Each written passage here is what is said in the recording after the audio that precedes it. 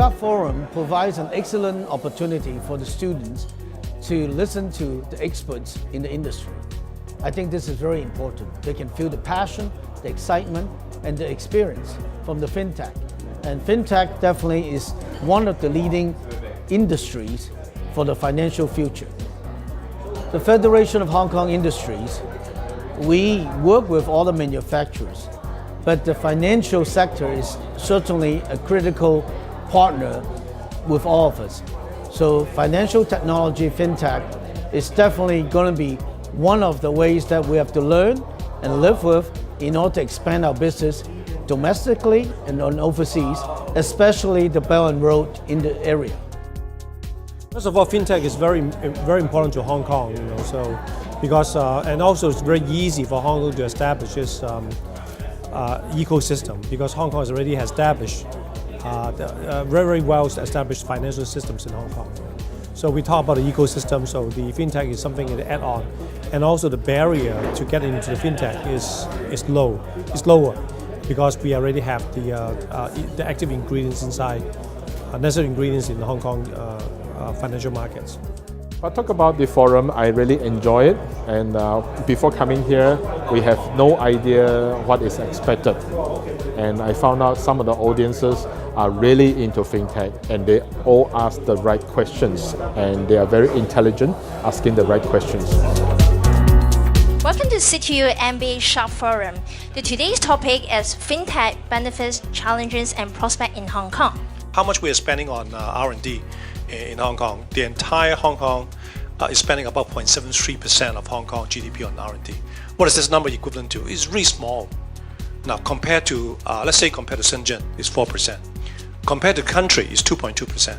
So Hong Kong is really, really tiny, right? So we are basically, we are comparing to, we are the first world country, first world economy, but we're spending a third world percentage on R&D. This is really tragic. If that's the case, right? So we have to figure out, what we should spend the money on. We have so little money. Talk about financial inclusion. One of the biggest problems we're trying to address is the unbanked or the underbanked. We have octopus card. They're performing very well. They did nothing wrong, and they did everything. They do everything. They did a fantastic job for the last 20 years. But is it good enough? And we're already lagging behind thanks to the smartphone. Yeah, 10 years ago we don't have smartphones. Now 10 years later, the entire world is already turned upside down. Today, TNG wallet, through the TNG wallet, you can one click, you can send money to each other instantly. You can withdraw money instantly, not only in local, but also international. We have opened out 12 different corridors today. In 4 months' time, we will open out 161 countries where you can send money, remit money directly from your TNG wallet. You don't have to line out at the bank counter. You don't have to fill out the same stupid form each and every time. One click, you can send the money. If you look at the fintech area, we're still lacking. Regardless, we can build this because it's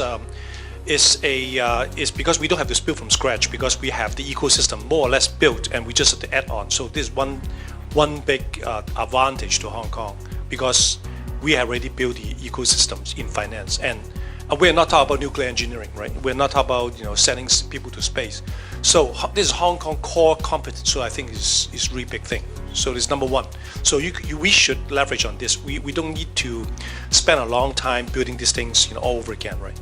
Hong Kong has a very, very good chance because we are international. Now Hong Kong will remain international for a long period of time.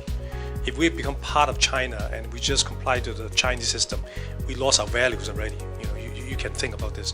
So staying one country, two systems, staying international, Hong Kong, with this capability is very, very vital.